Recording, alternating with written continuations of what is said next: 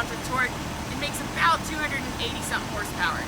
So we're gonna put it to the test and show you just why we don't have to re-gear on our new 38-inch tires. Ready? 1, 2, 3, go.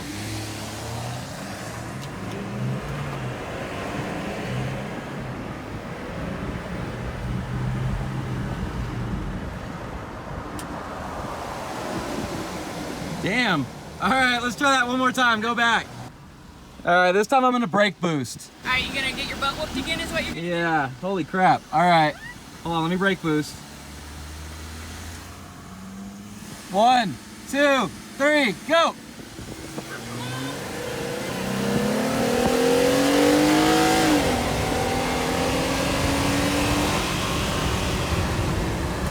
We're only going to 40 miles an hour.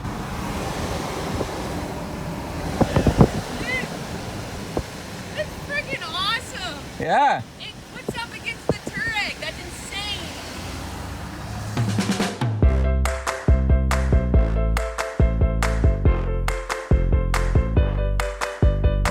Alright, so recently Kevin and I have noticed that we've gotten a lot of comments on the YouTube channel in regards to what we like about the Jeep, what we don't like about it, things we would change.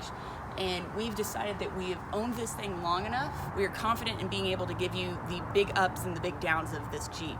Basically the things that we like a whole lot and the things that we really dislike a whole lot. So today for this video, I'm gonna go over the top things that we like the absolute most out of this Jeep. I realize the title says the top 5 things, but this thing is so incredible that we're not gonna stop there. There's probably gonna be a little bit more than 5, so let's go ahead and take a look. If you hadn't ridden in a brand new JL Rubicon yet, highly recommend it. The interior is the #1 thing that we love the most about this Jeep. It's what ultimately made the decision for us to get rid of our FJ80 Land Cruiser. It's taken us a while, but the more you drive this thing and ride it, you start to notice all these little bitty details that show just how well thought out the JL Rubicon is. One of those things that you'll notice is all of the doors on the JL Rubicon are made out of aluminum, so they're a lot lighter. And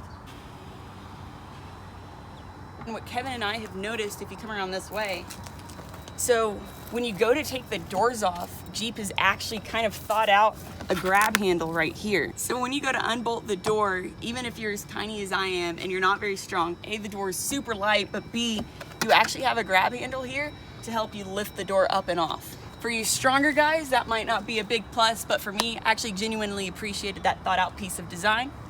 Getting into the car though, if you have not driven a JL Rubicon, or at least sat in one, I highly recommend doing so. The interior of this is amazing. Here, instead of talking about it, let me show you. Come over here.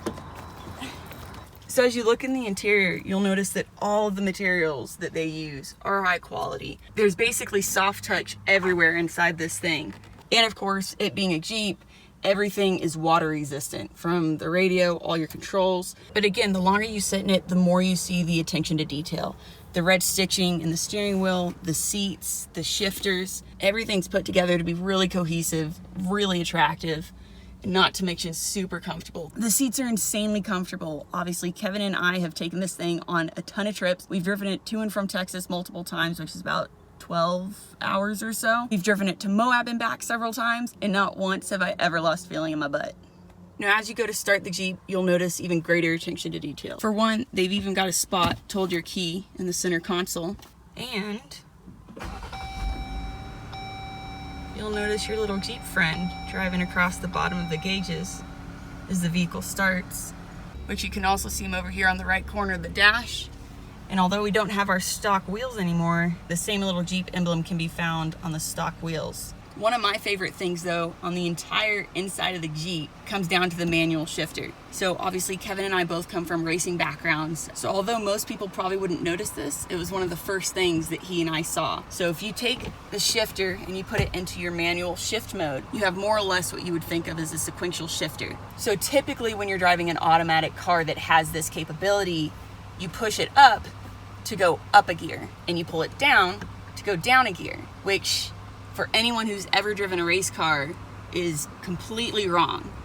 The way it should be is you pull down to go up a gear. The reason for that is, of course, as you're accelerating, you're being thrown back into your seat. It's more natural to pull down to shift upwards. Again, as you're braking, inertia's got you moving forward, so it's more natural to push up to downshift. That's exactly what Jeep did. They took realistic race car engineering and incorporate it into the manual shifter. When you want to go down gears, you shift forward, and when you want to go up gears, you shift back. Again, probably something that no one else would care about or even notice, but Kevin and I thought that that was probably the ultimate attention to detail. With that in mind though, we've had a lot of subscribers and commenters mention a scenario where they've been trying to climb up an obstacle and they've had the Jeep, as the wheels start to spin or slip, they've had the Jeep completely cut power on them. Kevin and I have figured out the reason for that, and we've figured out how to prevent that from happening. And it's super simple. So basically your answer is, if you are trying to crawl up an obstacle with the vehicle and drive, you're not gonna have a good time. More or less, the moment that the vehicle starts to feel the wheels or the tires slip,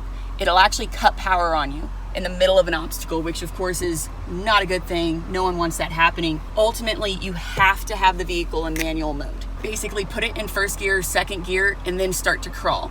When it's in the manual mode, it'll actually allow the tires to slip all they want, it'll allow the wheels to spin all they want, and it'll give you full power the entire time. So just a fun little helpful side note tip.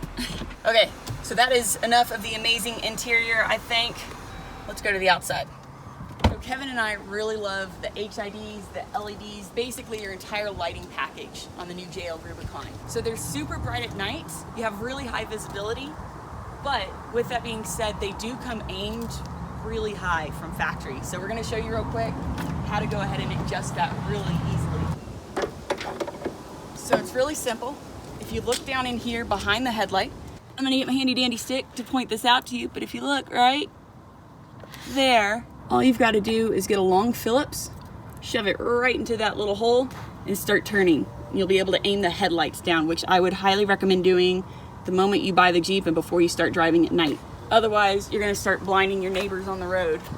On to number 3, with the lighting package, you get steel bumpers.